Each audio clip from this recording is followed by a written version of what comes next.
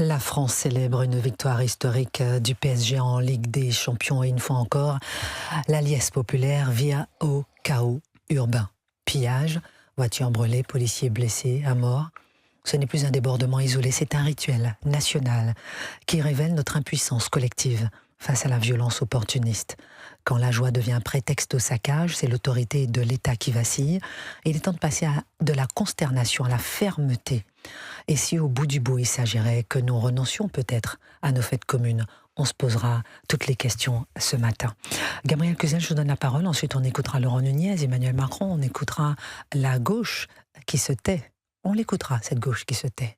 On écoutera la droite qui tape du poing sur la table. On écoutera les médias qui sont dans le déni. D'abord, Gabriel Cluzel. Oui, écoutez, moi je suis très frappée par ce qui s'est passé parce que en réalité, ce n'est pas comme si nous ne préparions pas ça, si nous n'avions pas été alertés. Donc on nous a expliqué que la police serait sur les dents, que des milliers de forces de l'ordre seraient mobilisées. On a expliqué aux braves gens, surtout restez chez vous.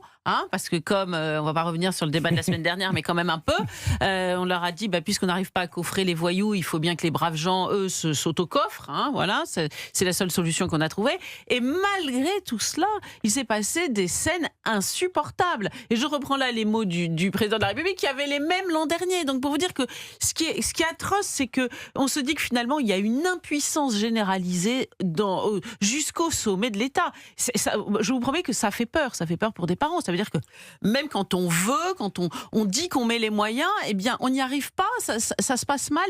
Moi, je suis aussi, vous voyez, on dit que c'est devenu presque une tradition maintenant. Ces émeutes sont devenues traditionnelles, vous voyez. Mais ce qui est traditionnel aussi, c'est le déni et l'autosatisfaction. Mais comment M. Nunez peut-il dire globalement, ça s'est bien passé? Tout est dans le globalement, vous voyez. Non, mais comment peut-il dire, sachant que les Français, eux, voient les réseaux sociaux, certains ont été confrontés personnellement. Et puis c'est insupportable pour les policiers qui ont été blessés. Moi je sais pas, mais je serais moi depuis mon lit là, je me dirais, dites donc, c'est supportable globalement. Donc vraiment. Il y a un coup, et je terminerai par là, il y a un coup international, nous sommes la risée du monde, il faut quand même bien le dire. Il y a un coup économique, c'est-à-dire les forces de l'ordre mobilisées, ce qui a été cassé, puis le manque à gagner, tous ces restaurateurs qui n'ont pas pu recevoir, par exemple, des gens. Il y a un coup social. Vous savez, le coup social, c'est que, par exemple, ces forces de l'ordre qui n'ont pas le don d'ubiquité, qui étaient là, elles n'étaient pas ailleurs. Les pompiers qui étaient là, quand des personnes âgées avaient besoin d'elles dans la soirée, ils étaient forcément, c'est pas leur faute, moins réactifs. Pareil pour les cambriolages, etc. Donc le coût pour la société est énorme. Moi, je crois qu'on ne peut pas tourner la page. Le gouvernement ne peut pas s'en sortir par une passe à l'aile aussi simple. Gabriel Cluzel sur Europe 1. Je vous présente nos invités autour de la table. Bruno Pomar, ancien policier instructeur du RAID, président du cercle de réflexion Initiative Sécurité Intérieure, avec qui on a un petit fil conducteur depuis quelque temps sur le sujet. Je suis resté chez moi comme vous me l'avez conseillé, mais je regrette d'être resté chez moi. Bruno Pomar, maître Antoine Ben, c'est ça? Anthony Ben, pardon, avocat, qui va aussi nous parler effectivement de ce regard qu'on peut porter sur la justice, laxiste ou pas, dans ces cas-là. Et puis bien sûr Pierre-Marie Sève, directeur de l'Institut pour la justice, également sur ce sujet. Karim Maloum, votre regard. Ensuite, je vous fais écouter Jordan Bardella. Une société normale célèbre ses victoires, ses dates symboliques.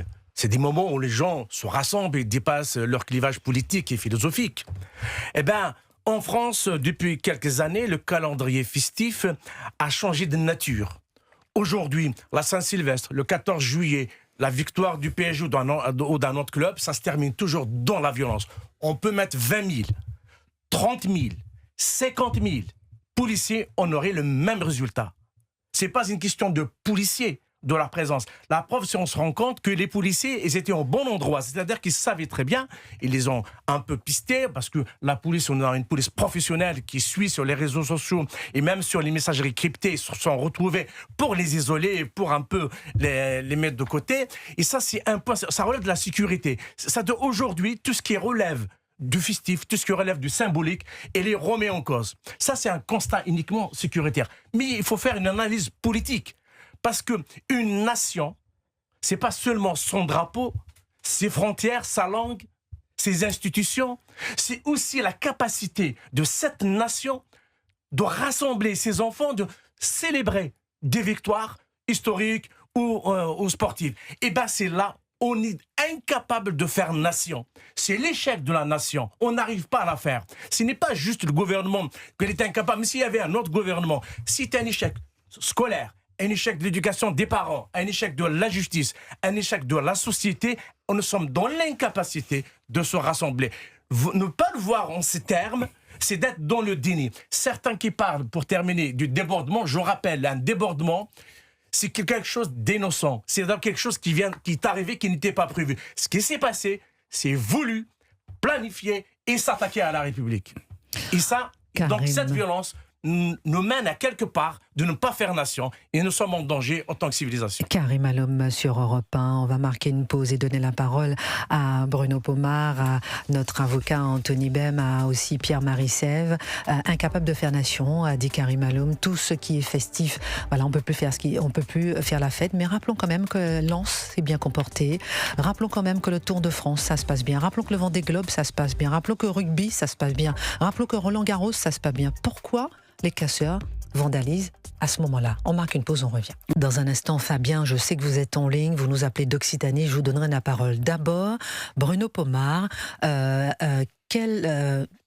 question traditionnelle, quel regard vous portez sur la France ce matin?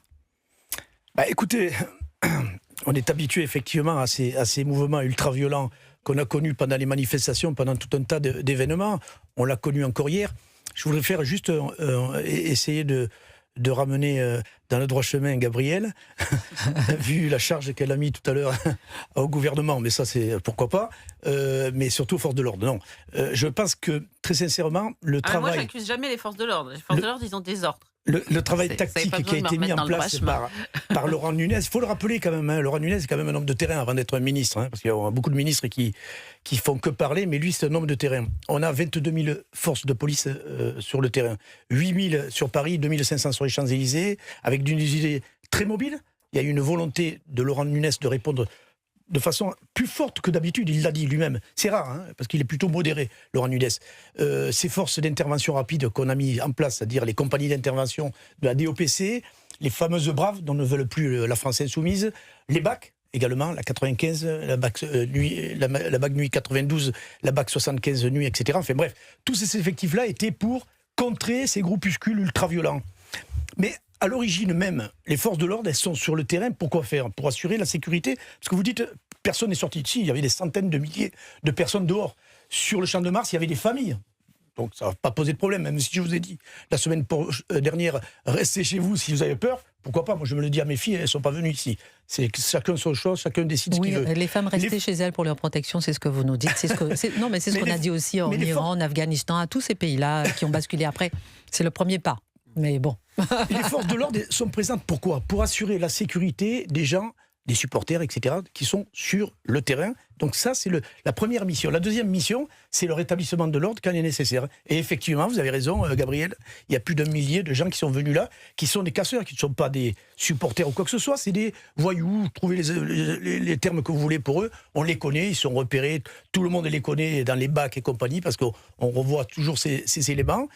Et qu'est-ce qui reste aux forces de l'ordre? Évidemment, de pouvoir éviter, contrer et casser ces noyaux. Vous l'avez vu, c'est pour ça qu'il y a autant d'interpellations, près de 980 interpellations, un parquet judiciaire qui a été renforcé, puisqu'il y a 7 magistrats qui ont été mis en place en plus par la procureure de la République, dont des magistrats spécialisés dans les mineurs, parce qu'on retrouve beaucoup de mineurs dans les interpellés. Voilà, donc le cadre a été mis en place. On va écouter. On peut être rassuré. Et on est capable d'y répondre. On peut être rassuré. Voilà, malgré ce qui s'est passé. Paris n'a pas été cassé à feu à sang. Mais on a géré. Non, mais qu'est-ce qu'on attend? On attend que Paris soit cassé à feu à sang pour se féliciter que Paris n'ait pas été cassé à feu à sang. Pardon, il n'y a que l'étranger qui voit ce qui se passe en France. Je veux dire, Elon Musk tweet, les autres pays tweetent, les autres pays nous critiquent, mais nous, on est dans le déni. Alors, attendez, après je vous donne la parole aussi à Anthony. Juste un instant, Karim. Je sais que tout le monde veut réagir, mais il y a aussi Fabien qui attend. Pardon, je vais donner la parole à tout le monde. Mais Édouard Philippe n'a pas eu un mot. Il s'est filmé en train d'applaudir. Gabriel Attal, pas un mot. Ils sont candidats à la présidence de la République. Si, il y en a certaines Jean-Luc que- Mélenchon, pas un mot. Si, madame. Il est candidat à la présidence de la République. Fabien Roussel. Non mais moi je me pose des questions. Écoutez Jordan Bardella. Je dis aux Français, réveillez-vous parce que dans quelques temps, ils casseront la porte des immeubles et ils rentreront dans vos appartements si l'État ne reprend pas la main sur sa politique de sécurité, sur sa politique pénale et par-dessus tout sur sa politique migratoire. Parce qu'il y a évidemment un lien, madame, entre notre incapacité depuis 30 ans à maîtriser l'immigration, à assimiler des populations qui sont arrivées dans notre pays et dont beaucoup aujourd'hui sont physiquement en France, mais dont l'âme et dont le cœur est ailleurs et ne ratent jamais une occasion pour exprimer leur mépris à l'égard des institutions, leur haine de la France. Pierre-Marie Sève, réaction à ce qui s'est passé, à ce que dit Jordan Bardella. Pierre-Marie Sève de l'Institut pour la justice. Je pense effectivement que ça fait quand même quelques années, souvenez-vous des émeutes de Naël, souvenez-vous évidemment des émeutes l'année dernière suite à la victoire du PSG, on a les émeutes encore ce week-end, on aura peut-être d'autres émeutes puisque l'Algérie est qualifiée à la Coupe du Monde qui aura lieu dans quelques semaines, donc sait-on jamais, on ne sait pas ce qui peut se passer, et je sens qu'effectivement Jordan Bardella n'est pas le seul à parler de ce risque que les émeutiers rentrent chez les gens, puisque déjà l'année dernière, pendant la victoire du PSG, moi j'ai souvenir d'un immeuble du 16e arrondissement où on avait vu un témoignage dans la presse où les émeutiers étaient rentrés chez les gens. Ils étaient rentrés dans l'immeuble, chez la concierge, dans la cour, etc., etc. Donc, effectivement, je pense qu'on n'est pas loin du point de rupture et j'en veux pour preuve, même si Bruno Pomar est plutôt optimiste. Tout de même, souvenons-nous des émeutes de Naël. C'était il n'y a pas si longtemps, c'était dans 2023 et je crois quand même que la police était quand même à bout de souffle en fin d'émeute. Et que l'ordre a été rétabli après de grandes difficultés. Selon ce qui a été dit d'ailleurs à cette époque-là, l'ordre a été, les policiers ont tenu, oui, mais par l'aide aussi de tous ceux qui sont dans le narcotrafic et Absolument. qui ont apaisé les quartiers. Et moi je pense qu'il s'est passé quelque chose après les émeutes de Naël. Depuis les émeutes de Naël, il s'est passé quelque chose, le pays a changé. La nature, effectivement, la violence s'est amplifiée. Oui, et puis il y a eu un autre changement quand même que j'ai trouvé très intéressant qu'a dit un policier il y a quelques jours sur CNews qui disait, c'était Reda Bellage, syndicaliste policier, qui disait oui mais aujourd'hui ces jeunes-là, émeutiers, casseurs, voyous, tout ce qu'on veut, d'habitude il y a quelques années ils cassaient dans leur cité, ils cassaient dans leur coin, dans leur banlieue, là ça gênait pas trop les Parisiens du centre-ville. Mais aujourd'hui la France a changé, le narcotrafic s'est enquisté, on dit toujours cette expression comme si c'était pas... Et puis ça paraît un peu banal, en fait c'est la réalité. Ça s'est enquisté et ces émeutiers ne peuvent plus tellement casser dans leur cité. Ils peuvent plus tellement mettre le chaos dans leur cité et donc c'est pour ça qu'ils en profitent de la victoire du PSG pour venir en centre-ville casser. Pierre-Marie Sève, en direct sur Europe 1, maître Anthony Bem, lorsqu'on entend effectivement Jordan Bardella qui dit que l'État doit reprendre la main, lorsque j'entends Jordan Bardella qui dit qu'il faut rétablir les peines planchées, que lui répondez-vous ? La sanction, elle a été présente pour l'affaire Naël. En effet, à l'été 2023, il y a eu toutes les émeutes qu'on connaît, 5000 personnes ont été jugées, 95% d'entre eux ont donné lieu à des condamnations à plus de 10 mois ferme. Donc on sait juger les affaires. Lorsqu'on sait que c'est que 5% dans les affaires de PSG l'année dernière qui ont donné lieu à des condamnations. Donc on voit qu'il y a une justice à deux vitesses. Quand il s'agit d'émeutes, d'insurrections, la justice sait être ferme, 95% de condamnations. Et lorsque c'est dans du cadre festif, post-PSG l'année dernière, que 5% de condamnations à du ferme. Et parlons aussi de l'exécution, puisque on voit que certaines ne donnent pas lieu à des mandats de dépôt, moins de la moitié finalement. Et donc il n'y a pas de réelle sanction. La philosophie pénale de la sanction n'y est pas, et c'est la raison pour laquelle aujourd'hui et demain encore l'année prochaine, nous y reviendrons en réalité. Parce que peu importe la sanction pénale ne fait plus peur aujourd'hui. Peu importe le nombre d'hommes qu'il y a sur le terrain, on parlait de 20 000 policiers hier. C'est pas suffisant. On voit finalement qu'il y a eu des voitures qui ont été brûlées, qu'il y a eu des commerces qui ont été vandalisés, volés, qu'il y a eu des dizaines de policiers qui ont été blessés. Donc les dégâts sont là et des millions. On parlait de budget. En termes judiciaires, toutes les personnes gardées en vue, toutes les personnes renvoyées devant les tribunaux, toutes les personnes sanctionnées, c'est un coût énorme pour la société. On parle de millions d'euros. 1 milliard pour les émeutes de Naël. Qui a payé ? 1 milliard. Le contribuable. Ce ne sont pas ceux qui ont cassé. On marque une pause, on revient avec Fabien notamment qui nous appelle d'Occitanie. Fabien qui nous dit que c'est un véritable échec des forces publiques. On en parlera avec lui. On se demandera effectivement quel est le rôle de l'État, le rôle des politiques, le rôle des médias, qui se tait, qui veut cacher les informations, mettre la poussière sous le tapis. Pourquoi ? À quoi sert justement de mettre la poussière sous le tapis ? On va écouter aussi Laurent Nunez, on va écouter Jordan Bardella, on écoutera Emmanuel Grégoire, le maire de Paris. On marque une pause, on revient sur Europe 1. Europe 1.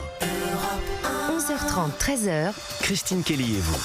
Il est 12h05 sur Europe 1. Demain, ils rentreront dans vos appartements.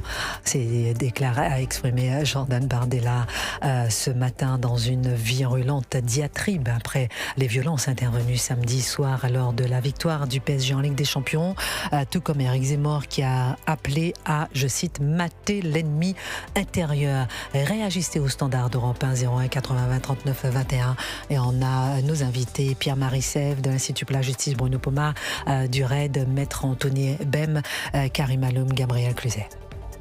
01 80 20 39 21, on vous donne la parole dans l'émission, c'est jusqu'à 13h sur Europe 1, il est 12h05. 11h30, 13h. Christine Kelly sur Europe 1.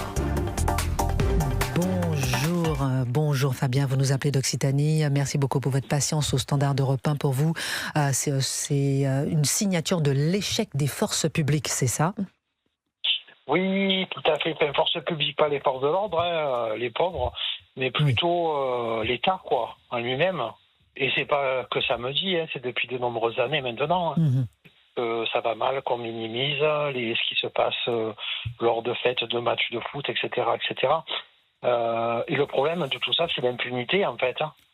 Ces jeunes ou moins jeunes qui viennent passer dans Paris, dans le centre-ville de Paris, pour le moins de prétexte, c'est qu'ils savent qu'ils risquent rien du tout, quoi. Une garde à vue, ils ne seront même pas en prison. Ce qu'il faut, c'est une réponse. Pour moi, ce qu'il faut, c'est une réponse pénale très forte. Même une peine de prison, même une courte durée, 1 semaine, 2 semaines, 1 mois. Si quelqu'un sait qu'il va aller 15 jours en prison parce qu'il aura cassé un abribus, peut-être que ça le fera réfléchir.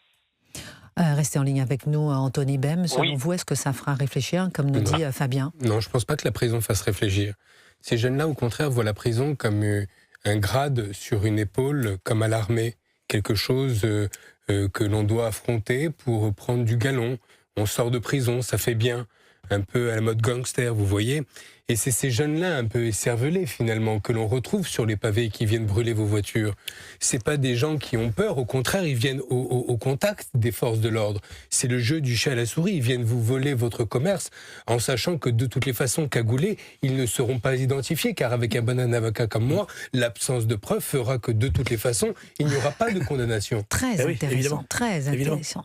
Et c'est pour ça qu'on les voyait tous cagoulés, ils étaient torse nu, il faisait très chaud, plus de 30 degrés. Torse nu mais cagoulé. Mais cagoulé.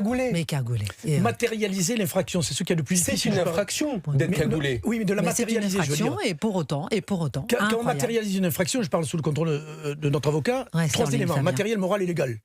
Si vous en avez un qui n'est pas là, ça tombe et évidemment le gars est libéré dans la minute qui suit. Oui, sauf qu'on n'a pas le droit de mettre de cagoule. Oui, mais je vous dis, il faut 3 éléments. C'est là la complexité pour les tribunaux de gérer. Attention, il y a 11 comparutions immédiates. Pourquoi on ne peut pas les arrêter ? Pourquoi est-ce qu'on ne peut pas les arrêter ? On les arrête, on les juge, on les condamne. Mais peu importe, ça ne change rien, il n'y en a plus chaque année. Anthony, moi je me base sur, par exemple, Fabien qui est en ligne avec nous et qui nous dit effectivement qu'il faut les arrêter. Moi, quand je vois 890 interpellations par rapport à tous ceux que j'ai vus qui ont cassé, moi je me dis que 880 interpellations, on est en train de se gargariser, se féliciter, plus 45% par rapport à l'année dernière. Mais à quoi ça sert ? Le job de la police a été fait. Le job de la police a été très bien fait. Le job de la police a été Non, attendez, moi je ne peux pas entendre ça. Je ne peux pas entendre ça. Mais pardon. Gabriel Cluzel. Non, mais tout le monde est content, tout va très bien, madame la marquise. Karim Aloum, je vous donne la parole. Et de toute façon, on ne peut rien faire. Voilà ce que j'entends depuis 5 minutes. Moi, je ne peux pas entendre ça non plus, je suis d'accord avec vous, Gabriel La police a fait merveilleusement son boulot, le gouvernement est content, et la justice, de toute façon, ne peut rien faire. Ça ne sert à rien de les envoyer en prison. Je vous garantis qu'il y a des pays qui arrivent. qui arrive. Mais Donc, c'est pour ça que nous regardez sommes où s'est la risée passé le match. du monde entier. Regardons, c'est passé Non, le mais match. voilà. Et c'est chez nous. Regardons chez En Arsenal. Angleterre, ils ont perdu. Il ne s'est rien passé. Non, mais c'est un autre monde. honteux. Vous avez vu des images de la si Pologne les gens, où ouais. 50 000 personnes sont en train de sauter en même temps, il ne se passe rien? Au Champ de Mars, on a la même chose avec 5 000 personnes, mes amis, excusez-moi. Non, mais oui, oui ou non? Non, mais vous êtes en train de nous dire que finalement, c'est normal. Moi, voilà ce que j'entends. Il faut me remettre dans le. C'est pas ce qu'il dit non plus. Il dit que la police. Non, mais il dit pas que c'est normal, mais il dit que la police a fait le boulot. Gabriel, Non, je Gabriel, est-ce que les 5 000 personnes sur le Champ de Mars se sont amusées? C'est-à-dire que... Mais non, mais c'est pas ça le sujet. Vous êtes en train de me dire, il y a quelqu'un qui s'est fait agresser là, mais parce que sa voisine, ça se passe bien, et ben tout est... On va pas s'en occuper. C'est une idée du discours. Karim, dans un instant. Attendez, le Champ de Mars, ça s'est bien passé, oui ou non, Gabriel? Sans doute, j'espère. Toute la France n'était pas à feu à sang. Merci. Le Parc des Princes s'est bien passé, oui ou non? Mais répondez juste. Mais ce qui est difficile, c'est fou ça quand même. Mais c'est fou. Vous regardez pas la vérité en face. Oui, dans mon village aussi, en Aveyron, ça s'est bien passé. Chez moi aussi. Ça s'est bien passé. Ça s'est bien passé. Ça n'a pas si mal bien passé que ça. Qu'il faut se dire que... Donc on va se... Excusez-moi. On va se féliciter qu'il y ait quelques petits îlots où ça s'est bien passé. J'entends Gabriel, j'ai l'impression qu'il y a eu la guerre à Paris. Où ça s'est pas bien passé. Oui, j'entends Gabriel, j'ai l'impression qu'il y a eu la guerre. Mais je pense que je ne suis pas la seule à avoir eu une impression extrêmement pénible. Moi, déjà, la semaine dernière, je disais qu'on avait c'est un sentiment d'insécurité.